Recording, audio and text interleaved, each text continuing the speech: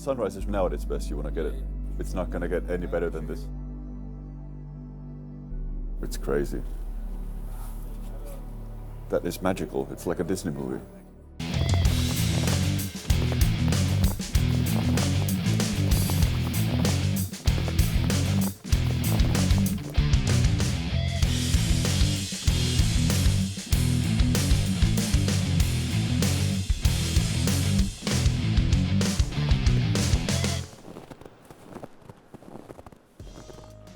Hi, I'm here today with industry mascot Frosty.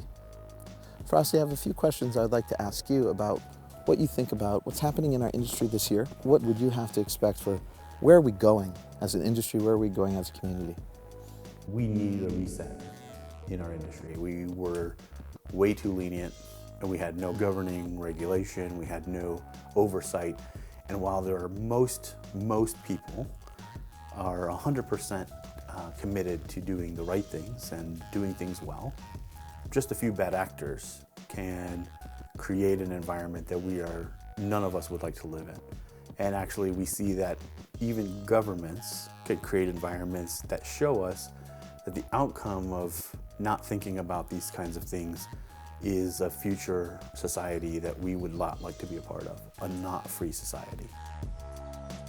I think about my mum when I'm doing my work. Is this safe? Is this right? Is this useful? And the more we can achieve that, so much the better. And that's, yes, there's a problem, but yes, it's exciting because we're delivering those solutions. It's impressive stuff.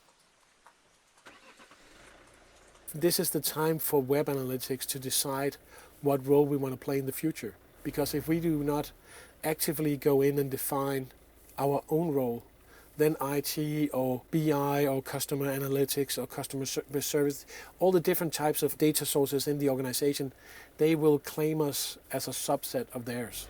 We have something they don't have because our data ties directly into activation. From that perspective, we have a direct communication channel to the customers and potential customers. And owning that relation is probably the most valuable thing we have. This field is becoming so difficult. It's always been difficult to be in analytics and measurement, but I think it's just getting more and more difficult to find your path and to figure out, do you want to focus on cloud computing? Do you want to focus on web analytics? Do you want to focus on like big data collection? Do you want to focus on data engineering? I think there's so much to do that I think many people just get exhausted and just do what they've been doing before, which is kind of okay, but at the same time, these opportunities give us so much chance to be reborn in whatever we want to do. If I had a crystal ball right now, in 12 months' time, I'm going to wish I could have talked to myself here today to know now what I don't know. I don't know what I don't know, and it's those unknowns. It's all very metaphorical. We certainly didn't know 2020 would turn out like this. Frosty, our industry mascot, didn't know what to expect or where we were headed this year. Had I known, I'd have stayed at the top of the mountain. Now, more so than ever, it's difficult to find your path, to decide on your focus. So we have to define our role thinking further ahead than we ever have, with empathy and forethought, because you don't need a crystal ball. We can create an environment that is safe, that we do want to be a part of. And this is a huge responsibility, because remember, data ties to activation. This is a direct communication channel to customers, potential customers, and other users. It's a ritualized behavior. It's like a cult of technology, where you feel like you're doing something because you're engaged in the same behaviors, but they're meaningless gestures. And I feel like that is much more common in the industry than I think people are aware of. At the enterprise level, there is a great deal of commitment to analytics, in investing in that, hiring teams, buying the tools. What I've also observed is at the senior level of most of these organizations, there is very little recognition or understanding of the value created through those exercises. So at some point these companies will die, be gone, go bankrupt, and there's nothing we can do about it. And the new companies that do get it, they automate more and more and more. The brands that will survive in that future will be some other brands than the ones that were strong in the past, which is classic. But it's happening, and it's becoming possible, also with the use of AI, not just data, but data and combined with AI and a couple of other technologies. It's becoming possible to do this at scale where brands can talk to millions of people in a cost-efficient way. We have to make sure, we have to enable that everyone, the people on the front line, the people who are doing the work, is data literate, and that they can apply what they need from data to their everyday work. And I think that is the only way we can really move forward. It's a collaborative effort. Somebody in every single company has to take the initiative to be on top of things and then share that information in that company. It is what it is. It's really important as analysts and working in digital analytics that we prove our value. I think for too long, we kind of like, which is ironic because we're so based in data, and yet when we're asked to like prove how much value we provided to an organization, so many of us will sit back and go like, well, it's hard to prove, right? Which maybe it is, but it's always bothered me that the analytics people are the ones that kind of dial back and make it harder. My value is I can show how much value the SEO content did. And that's part of it, that's again descriptive, right? We're not being prescriptive. If you're a digital analyst and you can't prove the value of how much they're paying you or making that as an impact and not having an ROI on what you're doing, I think it's something that everyone should work better at. It's hard to know when you're out of your depth. It's hard to say when you have the limitation to go forward. So you need to surround yourself with a team that knows how to complement what you do and make you grow stronger as a team, get all the nice, juicy bits from that data that you don't get otherwise. Otherwise, just look at pie charts and you're sad.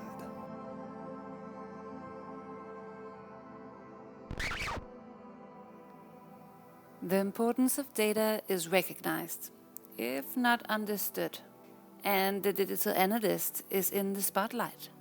We no longer have to shout from the rooftops to be heard, but unlike cure-alls, analytics does not work in isolation. Maybe the next door to kick in is the why, or for what, and not if we need data. There's a sort of a rush for folks to get up to speed, I think, with more sort of advanced methods, because there has been this growth with the demand for data science. So there's a lot of folks who are entering the market. And I think there was a lot of companies that are looking to invest in data science. Unfortunately, a lot of times they haven't really thought about what the problem or the business case is. And so it's unclear to me whether or not we're at an inflection point with a lot of the excitement in sort of AI and the capability of analytics to drive a business. It's still uncertain whether or not in aggregate all of the investment in that is actually going to pay off. So, we'll see. Retail is maybe dying. No one really has the end answer to it, but is digital and the power of what we can do digitally, enabling brands to talk to consumers, going to mean the end of traditional retail? Maybe we've already seen parts of it, maybe it's only started. And the data begins to play to our advantage, even if it's still very early days. I think what I'm seeing now, especially last year and going into this year, is that there's more and more companies that have leaders in place that have that buy-in, that say, no, like we actually need to invest here. We can't just say this is the year of data or this is the year of whatever. They're actually saying, like, how do we make this happen? How much is it? Okay, great, here. At levels that 2, 3, 4 years ago would have been shocking for me to have seen. I'm seeing it a lot more now. It really fascinates me that we try to change those big mammoths, as you call them, but it has no effect. So why invest all that energy in trying to change those companies, while other companies that don't need that change or don't need that energy from us to help them to take the right steps are already doing it. They are data-driven from the beginning, so they maybe have a little bit less data still, but they know how to use it. When we look at, like, from a marketing perspective, from a marketing analytics perspective, a lot of these companies now, we're probably past that early adopter phase, and we're actually entering past that point, and really, like, we might not have realized that until 2019, 2018, 2019, everyone that was doing this stuff was probably still an early adopter, and we're finally now kind of reaching that point where people get it, that this is what they have to do and are willing to put money behind it. What we need is senior leadership to constantly enforce that culture, right? Enforce that mindset. And so the biggest threat to any kind of company that is trying to drive forward their data maturity model, trying to be more to incorporate data into their operationalize data, essentially, they need that support. Key actions that we take today need to lead to successes tomorrow. This may be truer now than ever before. This needs strong leadership and ownership, but also teams that collaborate more than ever. The teams that work together have better vision, a variety of strengths, and are stronger for their diversity. Teams that don't celebrate heterogeneity are those destined to deal in pie charts. In today's market conditions, the weaker companies continue to unwittingly and habitually offer the same old meaningless gestures. This is just laziness. Sadly, they don't know they're doing this. Leveraging our data assets through automation, using machine learning at scale, appears to be the contemporary reality. Perhaps we have seen an inflection point in terms of the scale of investment. But where there is adoption of advanced methods and data science investment without thought, we also see senior levels in enterprises who just don't recognize the need for data literacy as a foundation. And here is the threat. This is the realization that collaboration in and between rich and diverse teams is a necessary step to digital maturity. How do you feel about data privacy? Is it a good thing? Is it a bad thing? It's kind of looking like we're all talking about privacy and ethics again. Like every year we take side steps and missteps into some of the cool stuff, some of the cool new toys we have. But we somehow always end up just coming back to the implications. And I think there's a good reason for that. I mean, we're seeing so many new data breaches all the time, all over the place. We're seeing compromising of our user data, not just by browsers and applications, but by companies as well. Getting my own personal information leaked, email, address, all my personal information, along with 8 million other people being leaked, that was kind of a tipping point for me to say, okay, enough is enough. Following this huge data leak of 8 million profiles, it's the size. It's like having everyone in a country seeing their data on the dark web available, and all around me, I see my family members and friends seeing that their privacy their identity is being stolen, and they end up with loans and cars that they never purchased. I think anybody who handles data has some level of responsibility. So it's important that you are careful in what you do. And I think, it might only take 1 or 2 people to really mess it up big time for everybody else, because the press will catch on and everybody will panic.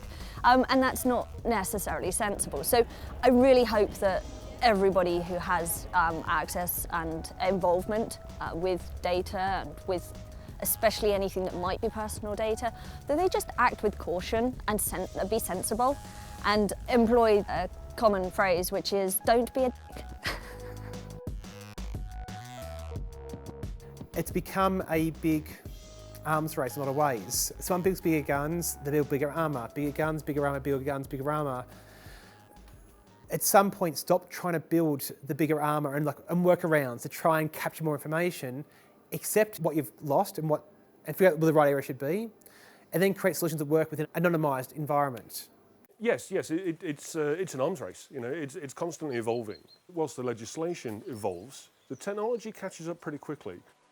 But if the angle is how do we work around a limitation to get more of the consumer's data than that regulation or that technology was intending to allow us, I think we're going to be kind of doomed. We're going to be constantly playing a game of trying to work around loopholes by finding new technologies. We still need to focus on the intent of the legislation around us. So it's not just going to be another attempt at a workaround. Is our raison d'etre being masters of the the workaround, in order to safeguard our precious data? Are we just ethically uneducated but well-intentioned bees doing our best to produce the honey, with the odd malicious hornet spoiling it for the rest of us by ripping off the appendages of the protectors of the lava, the Firefoxes and Apples of the world. The jury is out. The hardest part, and the thing we need to really focus on here, is education, okay? So it's easy enough to build a solution to work around something. No, that's not okay. Let's embrace the regulation, let's implement the correct technology, and then educate customers, clients, users as to what this means. Expansion in transparency, and explanation, and openness that hasn't been apparent before. So, as I said, the incentives changed. The incentive is to be more transparent, more open. Then we can work on the education piece. Technology, legal, legislation, fine, we're coping with those guys. A lot more focus on education, explanation, transparency. And knowledge sharing, and being open. I mean, many of the things that are happening with browsers and with mobile applications and these tracking protections, they are happening all over browsers and in very different ways. And it's very difficult to get like a curated, collated idea of how different cookies, for example, handle in different browsers. So just helping people understand the differences, helping developers audit their client-side state management, helping companies be aware of the kind of persistence they're doing at the moment, and maybe find those places where they might be doing something malicious, not by intent maybe, but unintentionally. Help them avoid speculative script injection attacks, help them avoid all these kinds of exploits that some vendors, for example, are introducing. We see improvements from a privacy standpoint. We also see that vendors are finding ways to kind of maybe work a little bit around those constraints or considerations. And it differs between the US and Europe and different parts of the world. But at the end of the day, people don't, the privacy stuff seems to get pushed more by people's ignorance and then other people who are hyper privacy vigilant. So you have people that are in the middle that don't really understand what's being tracked or how they're being tracked because they're not technical, and why should they have to do that, right? People shouldn't have to understand how things are tracked in order to understand the privacy aspect of it. On a global level, we are following the GDPR and trying to find a good baseline for certainly global companies. The problem often is the structures of society that support these kinds of legislation. We have supervisory authorities here in Europe who are more and more collaborating, but when we talk about the CCPA, for example, it will be the Attorney General in California under a regime of common law. So it's kind of going to be different. This also explains why, for example, the UK and Ireland are a bit more reluctant than other countries to fine because they are also under a regime of common law.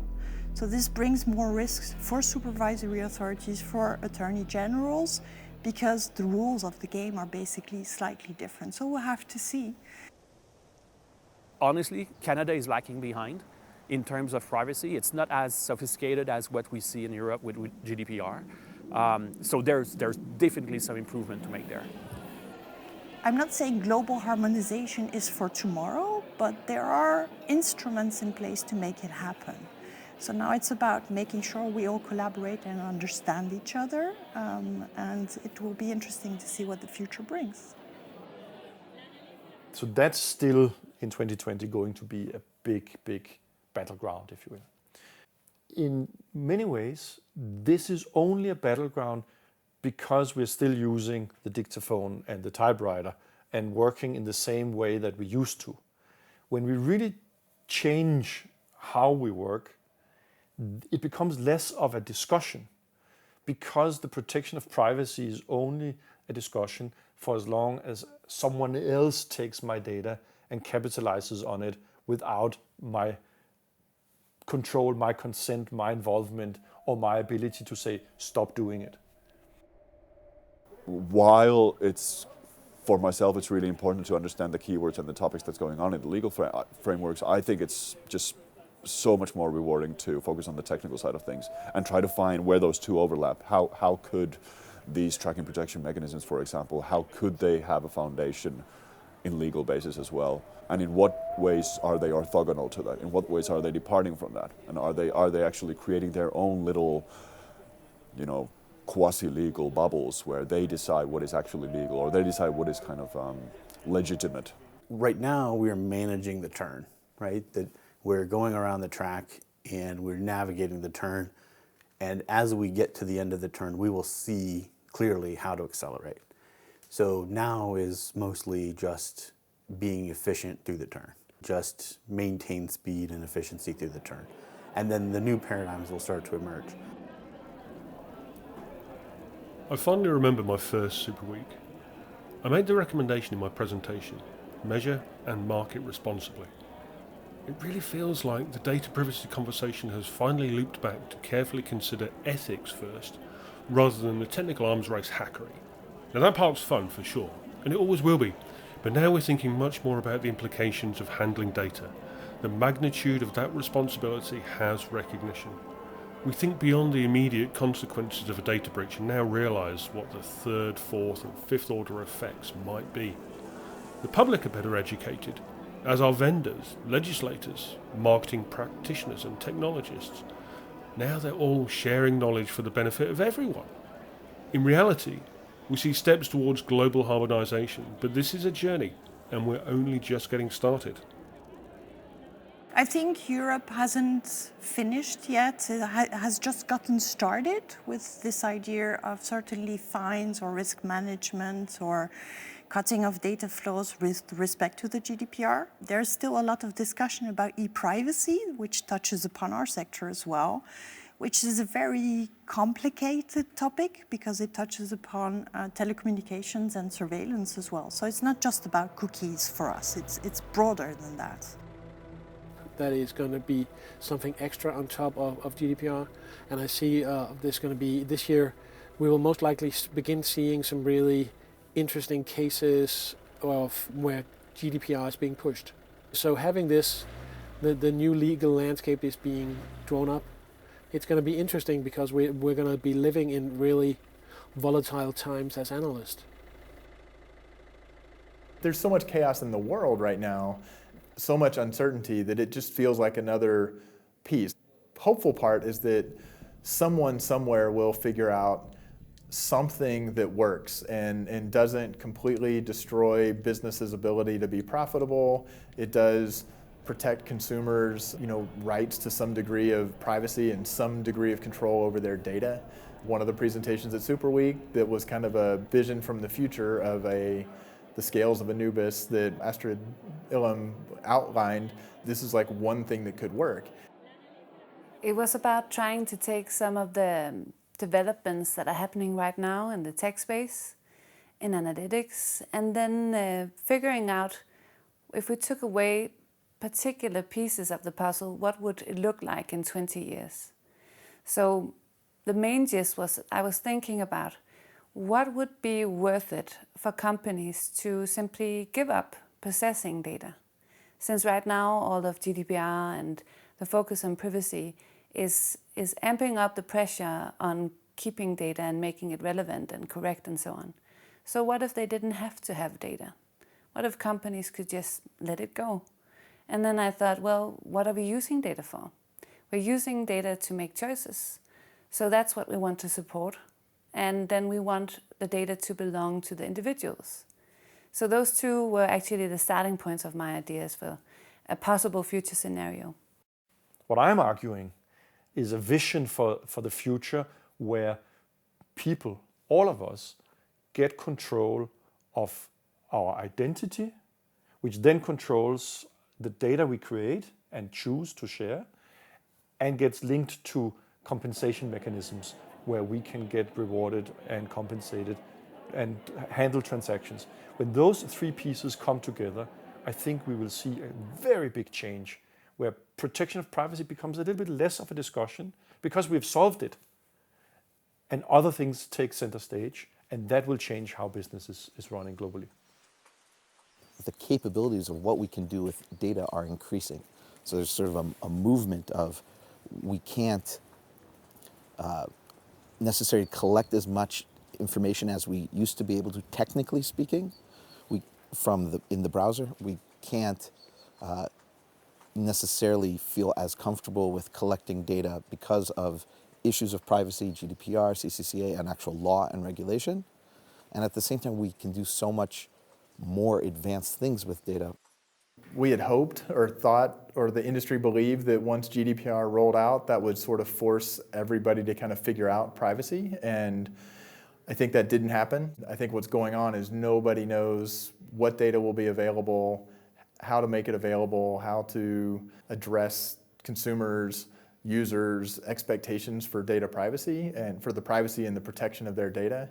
I think we thought 3 years ago, or maybe 2 years ago, that we would have that figured out, or at least know kind of how it was going to be figured out. And I think, if anything, it's more chaotic now. Not a huge shift, but there's a shift happening now where people are making choices on what browsers they do, not by how fast they are, but genuinely how much they protect themselves from tracking, for example. So it's an interesting shift. Every browser is doing something different to try to impede the collection of users' data in some fashion, and they're trying to look out for the interests of the users, but not completely shut down all ability to do data collection. We've had GDPR for a couple of years, but now there are all of these other areas, different states in the United States, different organizations that are coming out with data protection, essentially different versions of GDPR that conflict with each other. So actually trying to figure out what one thing an organization can and should do to meet both the regulatory and the ethical expectations for privacy, there is no one answer. It's almost impossible right now to satisfy everyone, and nobody really can figure out exactly what the way forward is. There's another risk that we don't really talk a lot about, but is cutting the data flows. And this is where the German supervisory authorities have already started to implement that. So the possibility to say, well, while we all litigate up and go to the courts and spend a lot of time, in the meantime, we can also cut the data flows. So it's not only about the fines, it's also about, well, possibly these data flows might stop at some point. Zoom in on data and abuse, and you find identity theft and cars bought in your name. Zoom out, and you find sock puppets influencing elections. But where in the legal landscape is the joy of personalized shopping located? Or what about the fun and utility of image search to be used in school papers? Or even the endless Facebook video reels that amuse and educate you and steal your time, all built on the precarious house of data, personal or otherwise. They're a little bit scary, but obviously it's beneficial to think about privacy. It's really helpful. We have some guidelines in place so that everybody can be safer. But then at the same time, we need that to happen and for things to be safe for everybody while still being able to help everybody actually have a good experience online. And for that, we do need some data. So it's a fine balance, and it's concerning that people without enough knowledge will be making decisions about this, and it could impact the industry and it could impact our capabilities. So it's going to be an interesting few years to see how everything is panning out.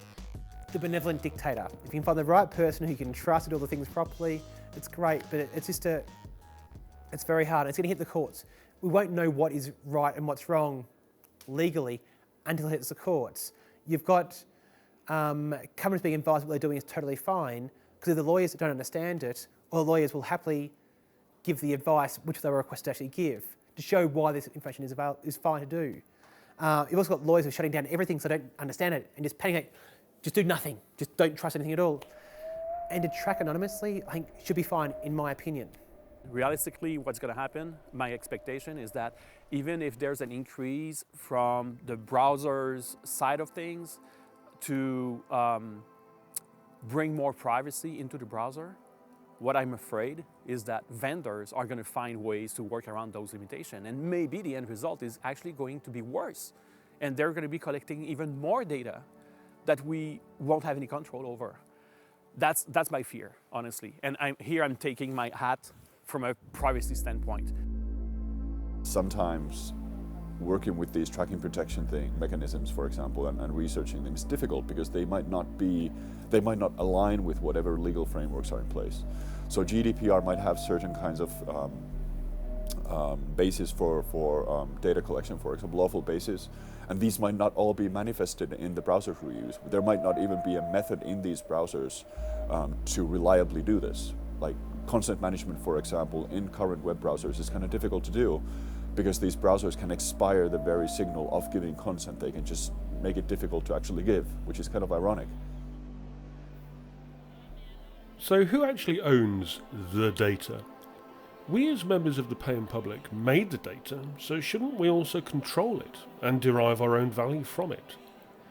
It's true that as an industry our capabilities with data increase, probably as a function of the rise in data scarcity.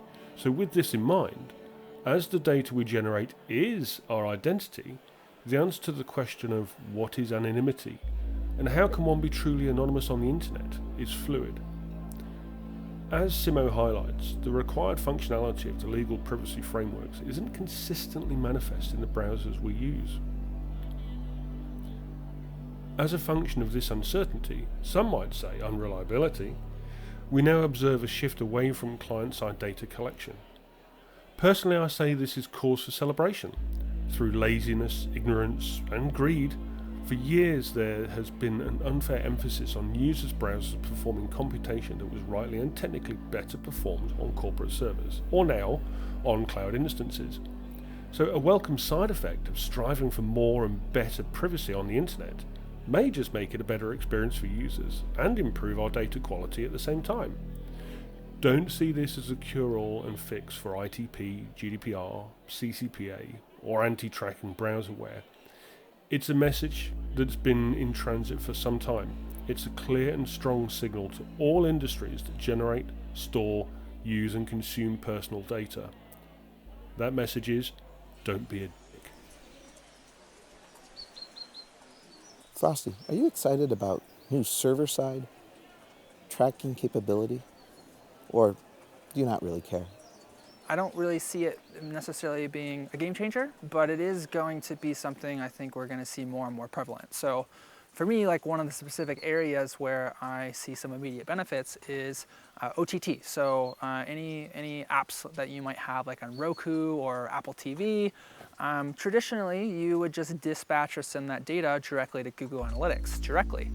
Now, since Google Tag Manager didn't really have a solution for those platforms, we could actually create server-side solutions, which would give more flexibility to not just send that data to Google Analytics, but maybe instead we want to send it directly to our cloud environment, or maybe we want to send it somewhere else like Snowplow or anywhere. So now we have more flexibility and more control, and I think ultimately it's just going to be a more scalable and efficient solution.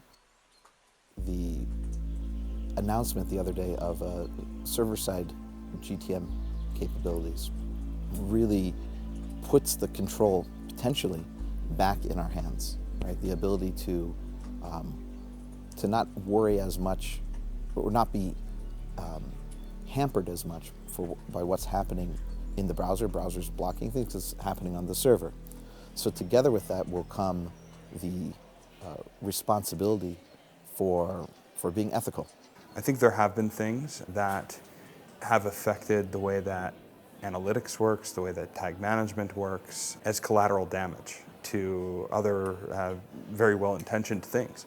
And we look at that and try to figure out if there are ways that we can prevent that collateral damage while still respecting all of the expectations and guidelines. It won't take away the requirements, of GDPR.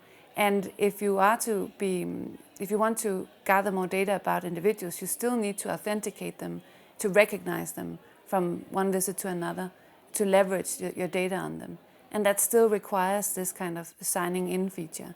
And if that is done through social sign-in, yes, probably that could be a gate for some kind of malicious, the bad, seeds in the industry. So by shifting gears to the server, you have more tools at your capacity. You have more tools to purge those hits of bad data, validate those hits, make sure that they are aligning with whatever consent signals the user has given, and obviously reduce client-side stress, reduce all those SDKs that would be running on the client, and just kind of move them to the server. So there's a lot of opportunity there. And again, it's a question of education and knowledge sharing. If a company wants to be Like if they want to install server-side tagging to prevent, ad blockers that users are using from taking away their data, of course they can do that. They can do that today. They don't have to wait for server-side tagging to come out. But that doesn't mean that they should. And I think the question is a bit ridiculous if it goes on the level of, let's not have this amazing new thing because there might be some bad actors who will spoil it for us all. We've been looking at this area for a long time, and one of the things that we really want to do is ensure that we're helping with the health and the performance of the web, and moving some of the third-party scripts, these third-party tags, out of the client and onto the server is one way that we've thought of doing that. And also another thing I'm really excited about is it also offers opportunities for more secure ways of sending data. So when you want to protect user information, there's alternative ways to protect that so nothing else can have access to it. So it's going to be, I think, a really exciting alternative, and something that in fact is already pretty popular in mobile apps, and I think we'll just see more and more in web. And it opens a lot of topics, and when I tweeted about this new server-side tagging thing, there was a lot of reactions on Twitter and online, a kind of knee-jerk reactions almost, where people are instantly jumping to the worst-case scenario, where the server-side technology is being used to circumvent something that's being blocked in the client, for example. So obviously, having an analytics proxy in the server allows you to do lots of nasty things. That's a given. However, there's nothing spectacular or new about the technology, how this is being done. It's been possible for years. Obviously, because Google is now jumping into the boat, it kind of shifts the gears, the momentum changes a bit, and it becomes a more interesting topic to talk about maybe for some. But personally, I choose to look at the opportunities, and those are actually incredible. And the opportunities for actually improving privacy and improving security, because you have an additional layer of filtering where you can filter out malicious requests that are departing the browser. You can add blocks that prevent things like mage card attacks happening. The level of transparency that is required or should be given is the same, but it allows website owners and potentially those working with other platforms like mobile apps or connected devices to do things in a way that drives towards performance and security and privacy, more so than allowing all of these third-party scripts to be running on the page itself where they have broad access. So we think it gives back opportunities in a lot of ways, yeah. Ultimately, as an industry, if we can be ethical and appropriate and good citizens to the whole world through the way that we collect data, I believe that's where the proper seat of governance should lie. So I like server-side capabilities increasing to allow us to be more in the conversation as well in terms of what does it mean to collect data, what does it mean to process data and understand data.